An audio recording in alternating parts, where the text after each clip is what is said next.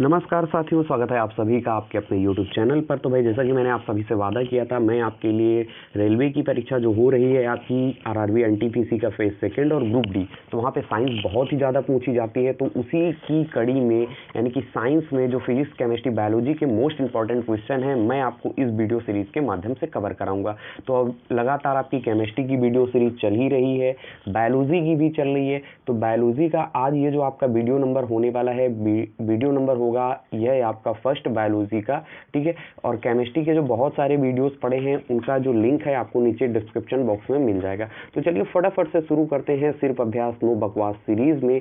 आज का जो हमारा टॉपिक है जंतु विज्ञान। जंतु विज्ञान का पार्ट नंबर फर्स्ट है। आज के इस वीडियो लेक्चर में हम लोग सॉल्व करेंगे 1 से लेकर के 26 तक कुछ महत्वपूर्ण चुने हुए चुनिंदा सवालों को। तो चलिए देखते हैं आज का पहला सवाल। पहला सवाल है आपकी स्क्रीन पर यह, जिसमें आपको बताना है समजात अंग होते हैं। समजात अंग भाई क्या होते हैं? ऑप्शंस दे रखे हैं, कार्य में समान हो, उत्पत्ति में समान हो, विकास में समान हो या फिर व्यवहार में समान हो। तो देखो मेरे प्यारे दोस्त, जो समजात अंग होते हैं वह उत्पत्ति में समान होते हैं। जैसे मनुष्य होता है, ठीक है। मनुष्य के अगर पैरों की बात की जाए तो भाई मनुष्य के पैर तो 2 होते हैं, लेकिन जो हाथ होते हैं, हाथों को आप साइंस की भाषा में अग्रपाद ही तो बोलते हो। क्या बोलते हो? अग्रपाद ही तो बोलते हो। और जैसे कुत्ते की बात की जाए या मान लो चमगादड़ की बात कर दें, तो चमगादड़ के कितने पैर होते हैं? कुल 4 पैर होते हैं। यानी कि अगर दूसरे शब्दों में कह दें, आगे के जो पैर हैं वह अग्रपाद हैं, है ना। तो इस प्रकार से वह उत्पत्ति में तो समान हो गए, लेकिन क्या वह व्यवहार में समान है? व्यवहार में नहीं समान है भाई। मनुष्य जो है वो अपने पैरों मतलब अग्रपादों का उपयोग की अन्य कार्यों में करता है और चमगादड़ जो है वह अन्य कार्यों में करता है। चलो फटाफट से अगला क्वेश्चन देखो। यहाँ पर आपको बताना है स्तनधारियों की त्वचा में पाई जाने वाली सीबेसियस ग्रंथि का क्या कार्य होता है। जो स्तनधारी होते हैं यानी कि मैमल्स होते हैं, उनमें जो सीबेसियस ग्रंथि पाई जाती है उसका क्या कार्य होता है? तो जो स्तनधारियों में सीबेसियस ग्रंथि पाई जाती है उसका कार्य होता है त्वचा और बालों को जलरोधी बनाए रखना। क्या कार्य होता है? त्वचा और बालों को जलरोधी बनाए रखना। अगर मान लो सीबेसियस ग्रंथि ना हो तो क्या हो? अगर आप नहाने बैठो, अगर सीबेसियस ग्रंथि ना हो तो पानी जैसे ही आप अपने शरीर में डालोगे तो पता लगा पानी आपके शरीर के अंदर, ठीक है। चलो अगला क्वेश्चन देखो। यहाँ पे दे रखा है जंतु शरीर का रुधिर बैंक क्या है? जंतु शरीर का रुधिर बैंक क्या है? तो भाई जंतु शरीर का जो रुधिर बैंक है वह है आपका तिल्ली। क्या है भाई? तिल्ली। चलो अगला सवाल करते हैं। यहाँ पर आपको बताना है अगले सवाल में निम्न में से कौन सा कृमि फीता कृमि है? ठीक है, निम्न में से कौन सा कृमि फीता कृमि है? तो यहाँ पर जो सही उत्तर होगा वह टीनिया जो है, टीनिया आपका फीता कृमि है। अगला सवाल दे रखा है बिच्छू में श्वास लेने का अंग क्या है? जो बिच्छू है किस अंग की सहायता से सांस लेता है? तो बिच्छू सांस लेता है बुकलंग की सहायता से। किसकी सहायता से? बुकलंग की सहायता से बिच्छू जो है आपका श्वास लेता है। तो एक सवाल यहाँ पे यह बन जाता है कि जो मछली होती है, मछली किस अंग की सहायता से सांस लेती है? मछली किस अंग की सहायता से सांस लेती है? फटाफट से आप लोग कमेंट बॉक्स में जरूर टाइप करके बताओ, ठीक है। चलो अगला सवाल करते हैं। अगला सवाल यहाँ पे आपको बताना है शाकाहारी जंतुओं में, ठीक है, क्या दे रखा है? शाकाहारी जंतुओं में सेलुलोज के पाचन की क्षमता अधिक पाई जाती है। क्यों अधिक पाई जाती है? कारण क्या है? तो देखो भाई, जिसकी आहार नाल जितनी ज्यादा लंबी होगी, ठीक है, क्या आहार नाल अगर लंबी है तो उसमें सेलुलोज के पाचन की क्षमता उतनी अधिक होगी। तो इसका जो सही उत्तर हो जाएगा, जो शाकाहारी जंतु होते हैं इनकी आहार नाल लंबी होती है, इसी कारण से इनमें पाचन क्षमता अधिक मात्रा में पाई जाती है। किसकी पाचन क्षमता? सेलुलोज की पाचन क्षमता। चलो अगला सवाल। जैसा कि आप सभी देख रहे हो, ये सारे के सारे सवाल आपके रेलवे की परीक्षा, बैंकिंग की परीक्षा, एसएससी की परीक्षा और पीसीएस की परीक्षा में पूछे गए। तो इस लिहाज से ये सारे के सारे प्रश्न आपके लिए महत्वपूर्ण है। सारे के सारे प्रश्नों को देखिए और देखिए यह भी आप कमेंट बॉक्स में बताइए कि आपका स्कोरिंग क्या रहा। चलो अगला सवाल करते हैं। यहाँ पर आपको बताना है किस संघ के जीवों से शहद प्राप्त किया जाता है? निम्न में से वह कौन सा संघ है जिससे शहद प्राप्त किया जाता है? तो वह है भाई आपका आर्थ्रोपोडा संघ के जीवों से शहद प्राप्त किया जाता है। तो यहाँ पे एक उत्तर आप और जान गए कि जो मधुमक्खी है, मधुमक्खी किस संघ से आती है? तो मधुमक्खी आती है आपकी आर्थ्रोपोडा संघ से। किस संघ से आती है?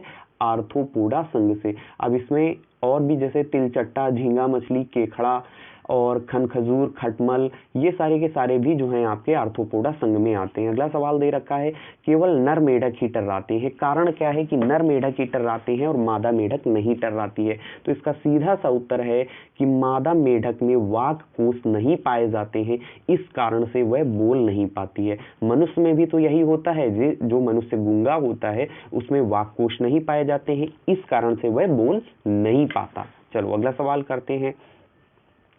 अगला सवाल है रेशम के कीड़े का खाद्य पदार्थ क्या है? बहुत ही आसान सवाल है कि रेशम के कीड़े का खाद्य पदार्थ क्या है। तो भाई जो रेशम का कीड़ा है उसको आपने देखा होगा सहसूत के पेड़ पर अक्सर जो पत्तियां होती हैं उनका क्षरण होने लगता है, उस पर कीड़ा टाइप का होता है, तो वह रेशम का ही कीड़ा होता है और रेशम का कीड़ा सहसूत के पत्ते को खाद्य पदार्थ के रूप में इस्तेमाल करता है।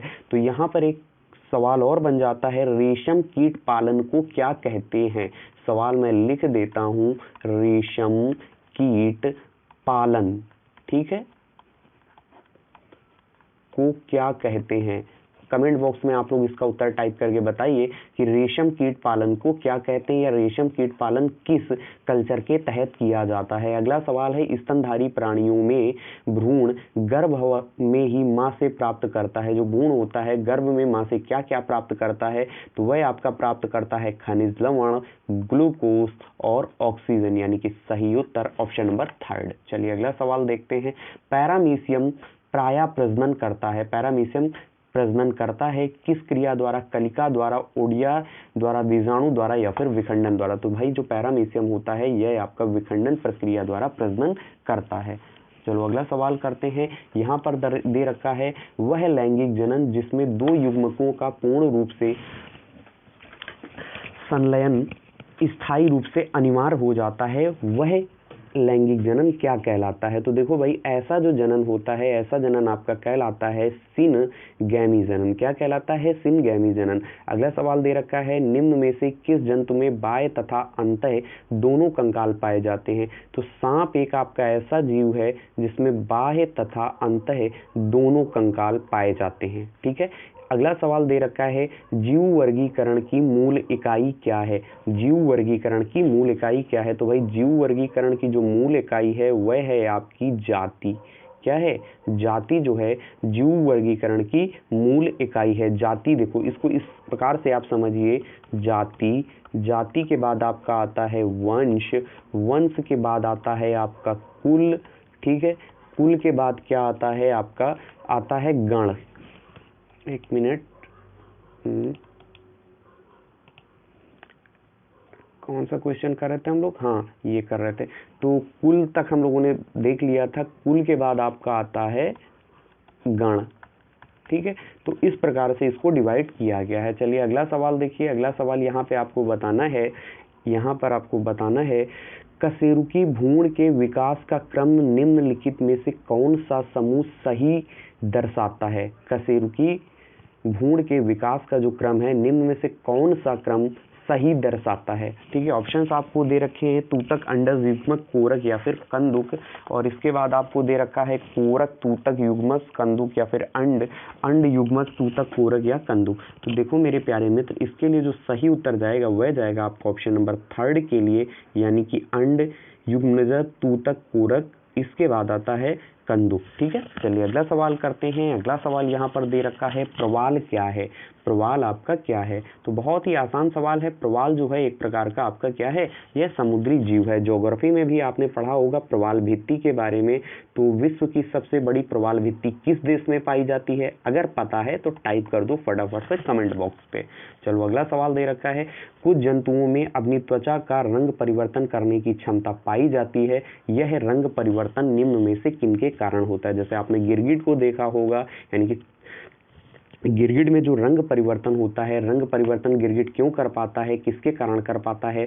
तो ऑप्शंस आपको दे रखे हैं मिलनोफोर्स, मिलनोसाइट, क्रेमेटोफोर्स या फिर स्पेक्ट्रोफोर। तो देखो भाई जो गिरगिट होता है, गिरगिट जो अपना रंग परिवर्तन कर पाता है वो कर पाता है आपका क्रेमेटोफोर्स के कारण। किसके कारण? क्रेमेटोफोर्स के कारण। इसके बाद अगला सवाल दे रखा है, अधिकांश प्राणियों का जीवित पदार्थ का लगभग 80% पदार्थ क्या होता है? जो अधिकांश प्राणी होते हैं उनका जीवित पदार्थ का लगभग 80% पदार्थ क्या होता है? प्रोटीन, कार्बोहाइड्रेट, वसा या फिर खनिज। तो इसका सही उत्तर होगा आपका कार्बोहाइड्रेट। क्या होगा? कार्बोहाइड्रेट। चलो अगला सवाल। अगला सवाल है, यहाँ पर आपको बताना है कि निम्न में से कौन बारूदी सुरंगों का पता लगाने में उपयोगी होते हैं? निम्न में से कौन सा वह जीव है जो बारूदी सुरंगों का पता लगाने में सहायक होता है? ऑप्शंस दे रखे हैं, मधुमक्खी, बर्रैया, तितली या फिर पतंगा। तो इसका सही उत्तर होगा आपका मधुमक्खी। ठीक है, क्या होगा? मधुमक्खी। अगला सवाल है, किसके दूध में सबसे अधिक मात्रा में लैक्टोज शर्करा पाई जाती है या लैक्टोज पाया जाता है? गाय, भैंस, बकरी या फिर स्त्री। तो इसका जो सही उत्तर होगा वह होगा ऑप्शन नंबर 4 यानी कि स्त्री। चलिए अगला सवाल दे रखा है, यहाँ पर आपको बताना है, निम्न में से कौन सा जानवर रेशों को अच्छी तरह से पचा नहीं सकता? बहुत ही आसान सवाल है। अभी अभी मैंने बताया था रेसे, रेसे का मतलब हो गया सेलुलोज, है ना। तो सेलुलोज को कौन अच्छी तरह से नहीं पचा सकता? अब देख लो, मैंने आहार नाल की बात की थी, तो इनमें से सबसे छोटा जानवर आपको कौन दिख रहा है? गाय तो बड़ी होती है, हाथी भी बड़ी है, बकरी भी बड़ी होती है अगर तुलना करें सूअर से। तो यहाँ पे जो सूअर होगा वह आपका सेलुलोज का पाचन नहीं कर पाता। ठीक है भाई, चीजें समझ आ रही हैं आपको? अगर चीजें समझ आ रही हैं तो वीडियो को जरूर लाइक कीजिए, चैनल पर पहली बार जुड़े हैं चैनल सब्सक्राइब कीजिए और वीडियो को शेयर कीजिए। साथ ही साथ कमेंट बॉक्स में ये जरूर बताइए कि ये जो मैंने आपको सवाल कराए 24-25, इनमें से आपके कितने सही हुए। ठीक है, चलिए अगला सवाल करते हैं। 22वां नंबर है, यहाँ पे दे रखा है, कॉकरोच की उथिका में संचेसित अंडों की संख्या कितनी होती है? जो कॉकरोच की उथिका होती है उसमें संचेसित अंडों की संख्या कितनी होती है? ऑप्शंस आपको दे रखे हैं 8, 10, 16 या फिर 20। तो देखो मेरे प्यारे मित्र, जो कॉकरोच की उथिका होती है उसमें संचेतित अंडों की जो संख्या होती है वह होती है आपकी 14 से 16। ठीक है, यहाँ पे 16 दे रखा है, कभी कभी हो सकता है आपको 14 ही दे दे, तो 14 से 16 सही उत्तर होगा। अगला सवाल दे रखा है, घरेलू मक्खी के लार्वा को क्या कहते हैं? ठीक है, घरेलू मक्खी का जो लार्वा होता है इसको क्या बोला जाता है? प्यूपा, इमैगो, मैग्नेट या फिर भेंस शिशु। तो जो घरेलू मक्खी का लार्वा होता है इसको हम लोग बोलते हैं मैगेट। क्या बोलते हैं? मैगेट।